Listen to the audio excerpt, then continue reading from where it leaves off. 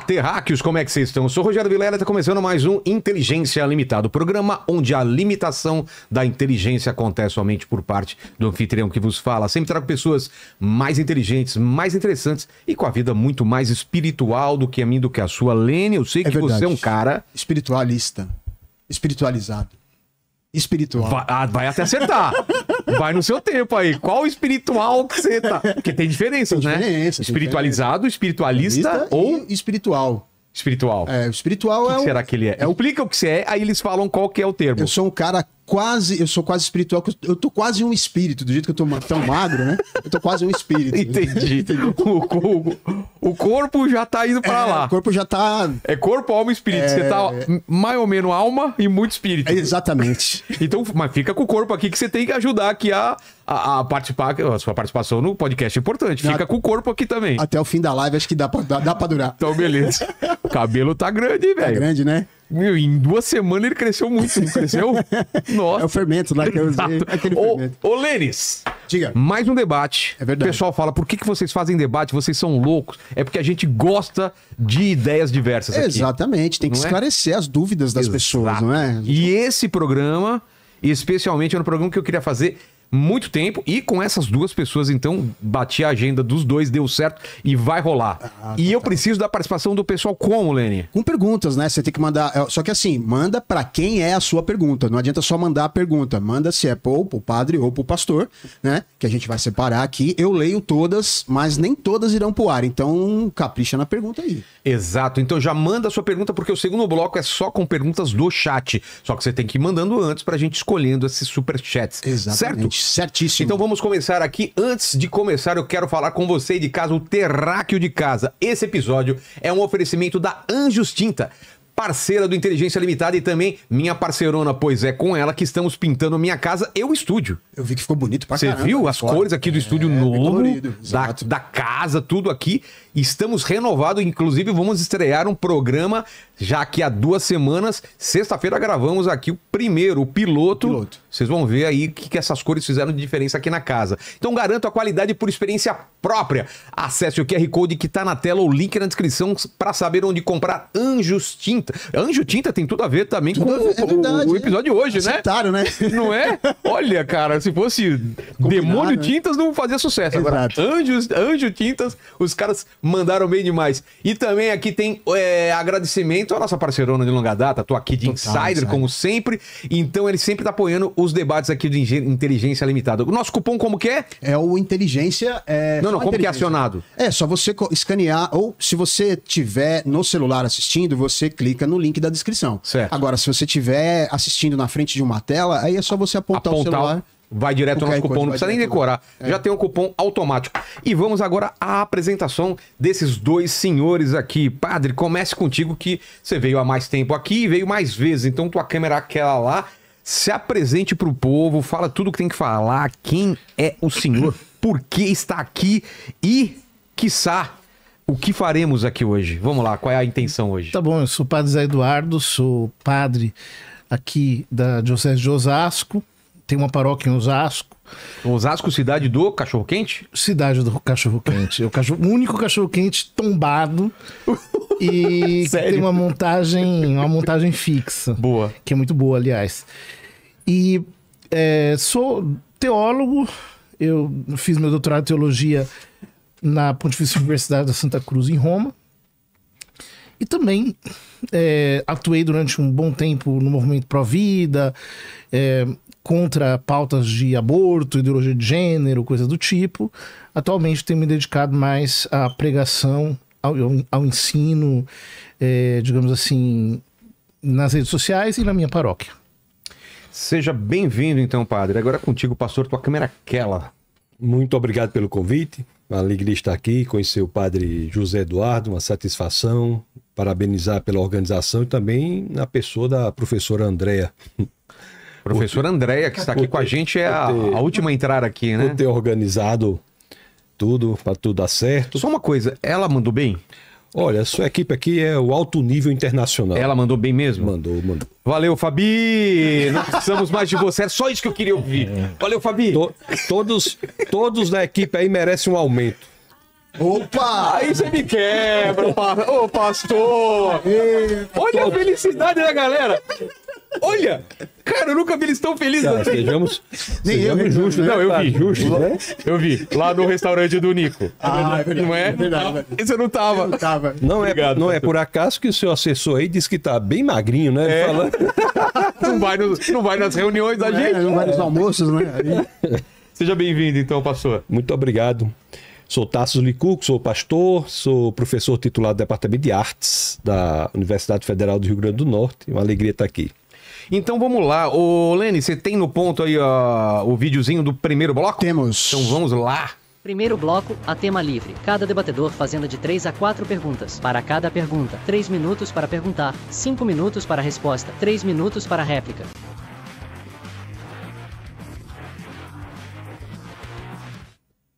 Então vamos lá, primeiro bloco, cada um pergunta para o outro. Vamos começar então com o Padre José. Faça uma pergunta para ele, tem 3 minutos, 5 minutos para a resposta e 3 minutos para a réplica. Então, na verdade, quando a gente fala de um debate assim, sobre temas teológicos, digamos, entre a teologia católica e a teologia evangélica, eu sempre entendo que a gente precisa reconduzir o debate para o status real da questão. Por quê? Porque senão a gente parte de um... Tá falando de modular primeiro o que é o debate, certo? Fazer uma modulação. O que eu tô querendo dizer? Tô querendo dizer o seguinte.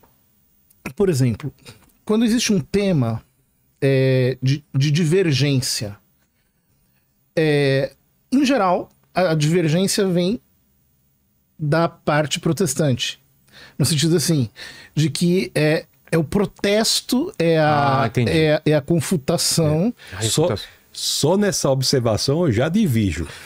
Exato. Também Por que eu acho importante isso? Porque, veja, nós partimos de 2 lugares teológicos diferentes, no sentido de que... Todos são cristãos, essa é a base. Todos somos cristãos. E aí tem divergências. Tá. Mas quando eu digo de lugares teológicos diferentes, é que, no nosso caso, nós temos a Sagrada Escritura, a tradição e o magistério. Certo. No caso, Evangelho... Sagrada Escritura, Bíblia, tradição é o que... São os ensinos dos apóstolos, a história bimilenar da igreja. E o magistério. O magistério que o Papa e os bispos em comunhão com ele. Tá. No caso do protestantismo, sola scriptura. Base, tá. Então, veja, quando nós falamos de confutação, sempre a confutação protestante precisa vir pelo caminho da escritura. Quando a confutação católica, ela, como resposta à impugnação ou à tentativa de impugnação, ela parte de um lugar teológico diferente. Nós podemos fazer uso tanto da escritura, quanto da tradição, quanto do magistério. É claro que o esforço do apologeta protestante vai estar um pouco em tentar relativizar ou anarquizar o âmbito, por exemplo, da tradição. Eu vejo isso na internet, por exemplo, né? Alguns apologistas, digamos assim, de mais baixa qualidade, que eles pegam textos do magistério ou textos da tradição e cavam picuinhas no texto, né? Para poder, digamos assim, tentar desmentir uma doutrina através de de um pequeno lapso. Então, acho que é um bom ponto de partida para a gente, no sentido assim, os nossos fundamentos, os nossos lugares teológicos e como é que nós podemos nos posicionar nessa situação. Eu digo, só um minutinho aqui. Tem um cara aqui, o Lene, falou assim: fica quieto, Vilela. Meu amigo, o programa é meu.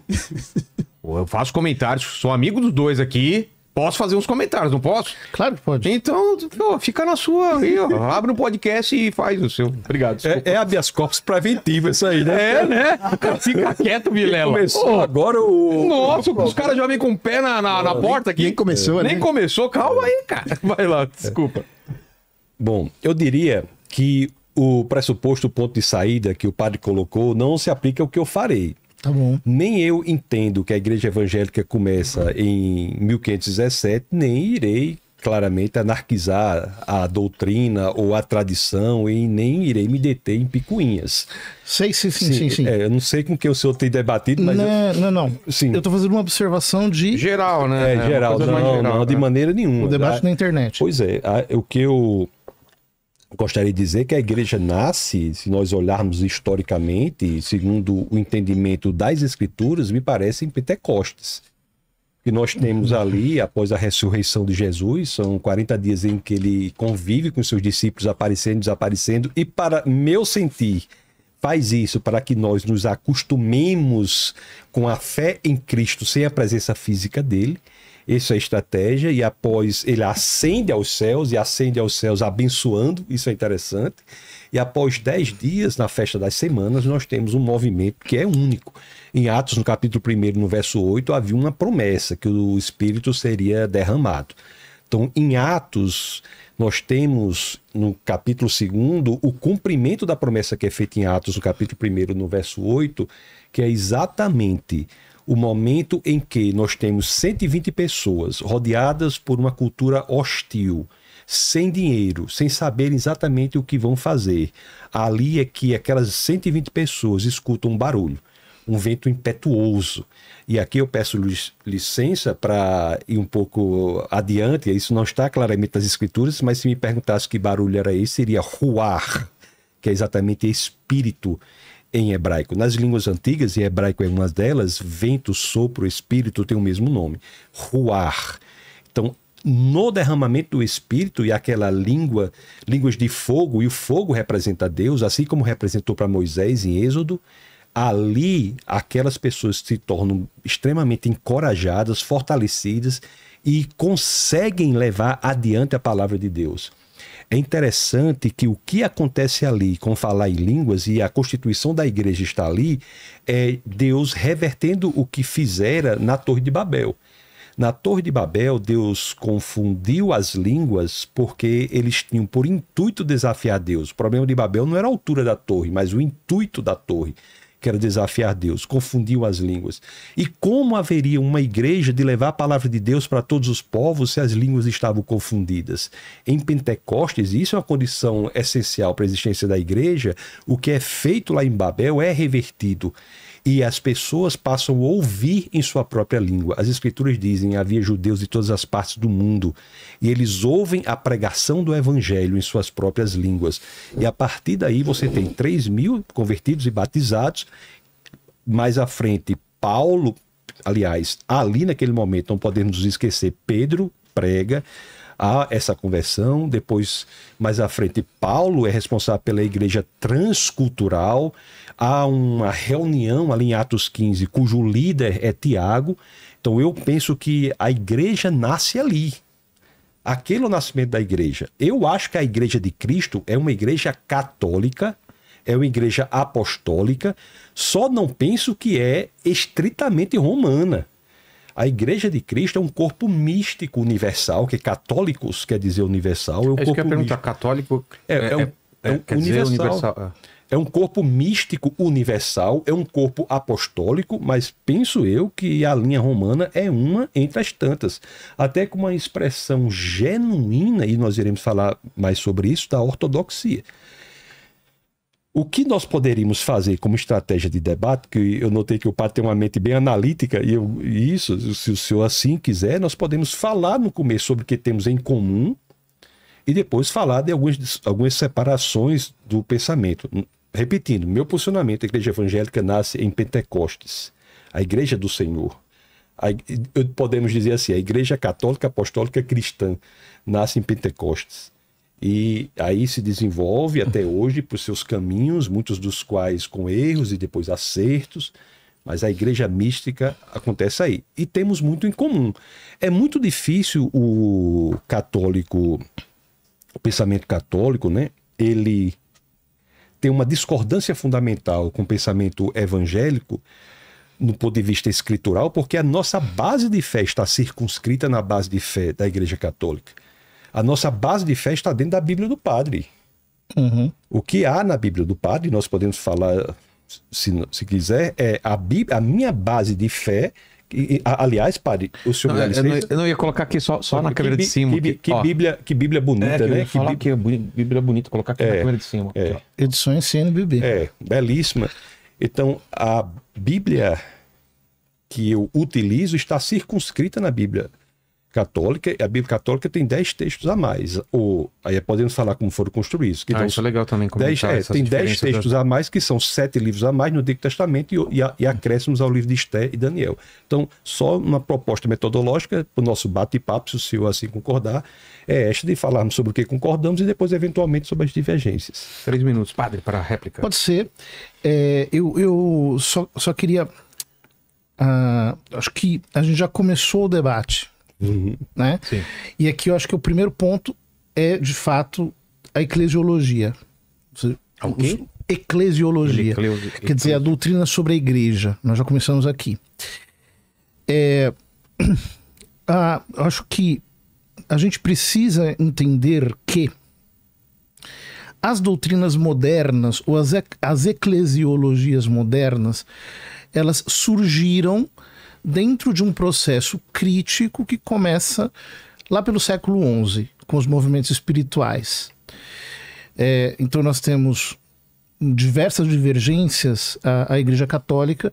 Então surge o grupo dos cátaros, dos albingenses, seitas que depois vão se consolidar como a dos irmãos dos espíritos, do espírito livre, os begardos, as beguinas, mais adiante os valdenses, e todos eles são espiritualistas. Ou seja, eles acreditam que a matéria é má. E, portanto, eles partem do princípio de que um princípio oposto da encarnação, eles tinham dificuldade de lidar com o mistério da encarnação. Portanto, que a igreja é uma sociedade mística, uma sociedade invisível, ou seja, ela não tem uma existência física. Essa eclesiologia, depois vai se desenvolver, ela é um dos pressupostos da eclesiologia protestante. Porque, é claro, se você não tem uma ideia de igreja que seja uma entidade, sobretudo mística, como é que você vai explicar que em Pentecostes todos voltaram a falar da mesma língua e depois você tem mais de 30 mil denominações que falam teologias diferentes ou que têm pontos de fé diferentes? Então você volta para Babel. Então vejam, é aqui que nós temos a noção, digamos, essas duas noções que me parecem realmente incompatíveis. A primeira, a noção de que a Igreja Católica não é uma entidade meramente espiritual. Ela tem uma continuidade histórica e uma identidade institucional que ela, digamos assim, se resume na nota da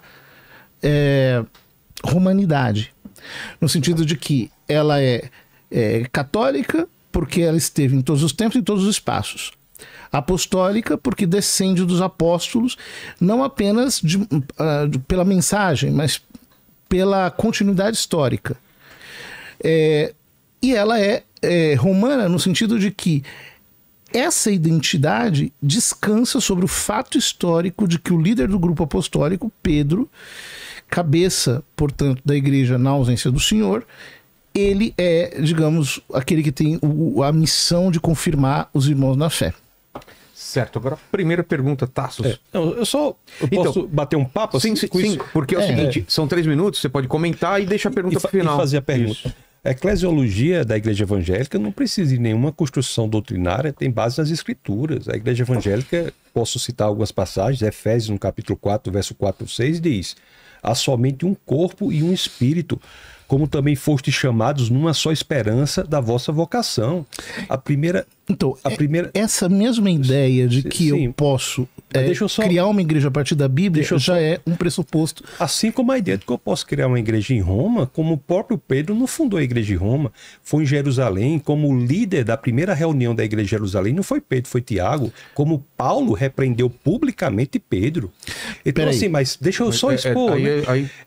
Na pergunta aí você já falou. Se o senhor quiser usar os meus minutos, o senhor pode fazer, depois eu uso. O que é minha vontade. Só queria uma coisa. Mas o senhor também está dizendo certas coisas com as quais eu discordo veementemente. Claro. Eu estou respeitando só o momento de dizer. Deixa os 3 minutos dele, aí você tem que só queria que a gente não dispersasse, sabe? Minha base são as escrituras. Eu estou citando as escrituras, não estou dispersando. Estou citando Efésios 4, não estou dispersando. Estou citando as escrituras. Não é? Inclusive no Novo Testamento, que é o mesmo texto para nós dois. Então, Efésios 4, no capítulo 4 a 6, na primeira epístola de Pedro, no capítulo 2, no verso 9, nós temos dizendo: vós, porém, sois raça eleita, sacerdócio real, nação santa, povo de propriedade exclusiva de Deus, a fim de proclamardes as virtudes daquele que vos chamou das trevas para a sua maravilhosa luz. O Evangelho de São Mateus, no capítulo 18, se nós formos para o verso 20, capítulo 18, no verso 20, nós estamos dizendo assim, porque onde estiverdes 2 ou 3 reunidos em meu nome, ali estou no meio de vocês. Isso claramente, com base aqui nas Escrituras, demonstra de maneira indubitável que a Igreja do Senhor é um corpo místico, independentemente de qualquer ramo específico. Outra coisa, padre, o fato de haver mais de uma denominação é indício de uma visão ortodoxa. Olha só que interessante, o ramo específico do romanismo quer o quê? Ser exclusivo. Quando na realidade nós temos várias maneiras de interpretar que é fruto da ortodoxia. Orto quer dizer reto, doxa quer dizer opinião. O cristão ele pode investigar as escrituras, ver qual é a interpretação correta, discutir qual é o certo e o que é errado.